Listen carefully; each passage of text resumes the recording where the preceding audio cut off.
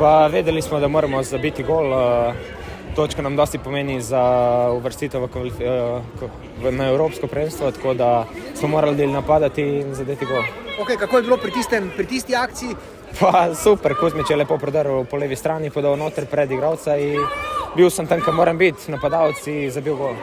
Tako enostavno ste to povedali, vse preprosto se sliši iz vaših ust. Pa tako mora biti. Ste že računali, ni še v tem trenutku zadosti, kaj ne da?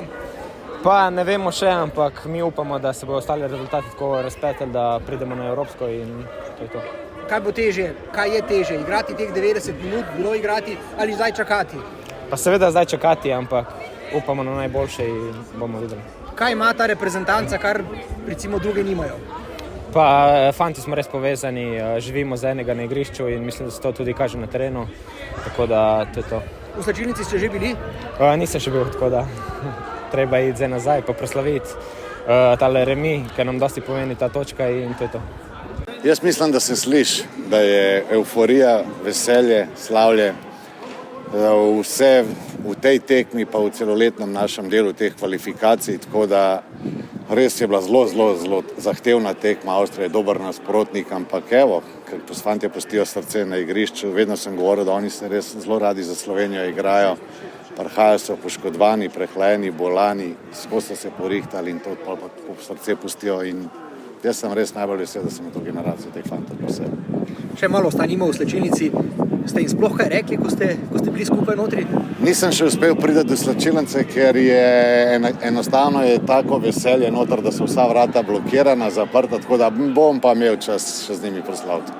Se bojite v slačilnico, da vas ne polijo, ne vem, z vinom, penino? Ne, tega pa ne, to pa zakaj pa ne, če je dober uspeh, to je sigurno en velik uspeh za vse nas, tako da tega se ne bojim. Najtežjih 90 minut na klopi Slovenije? Ja, lahko rečem, ker igral sem tukaj, poznam avstrijski nogomet, vem, kakšno šolo nogometa imajo, kakšne igralce, ampak največ sem pa verjel svojim fantom. Tudi pritisk je bil enormen danes na njih, tako da čez dan, ko smo se pripravljali na to tekmo, fanti so se prvič lotili tazga. Zgodovinske take tekme, pri 19 letih to igra direktno tekmo za Euro, ni mala stvar in res čestitke kapo dol, res vsem fantom. Vas je zaskrbelo kaj morda po prvem polčasu, kjer bi Slovenija morala biti, pa ne bom pretiraval, če rečem, kar v debelem vodstvu? Ja, je, zato ker sem nekako pričakoval v tekmi, da bomo imeli mi eno, oni eno, tako da bomo nekako kalkulirali, da se bo to bolj pazilo, ampak ne.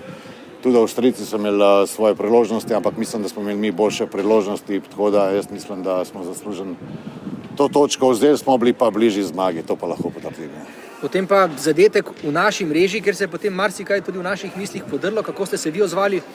Nisem, ker sem enostavno poznam te fante, delam že zdaj z njimi 2 leti, vem po kaj so sem prišli in enostavno ta miselnost njihova je bila, nekje smo tudi v glavah vedeli, da njihova ena proti nič ne menja našega cilja, da se da in potem v izenačujočem zadetku smo še imeli še kakšno priložnost za gol, ampak na koncu je 1-1, vsi smo srečni.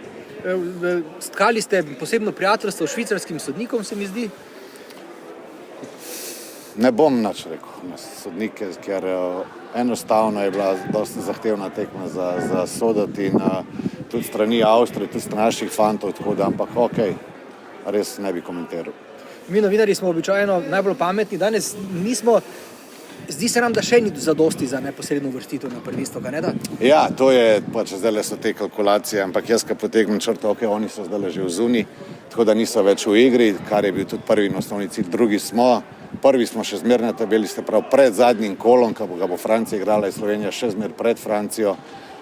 Zdaj pa te kalkulacije, kolikor bo, ampak 5 zmag, 2 neodločene, pa en sem poraz od Francije. Če ne bo dost, bomo šli pa še v eno tekmo.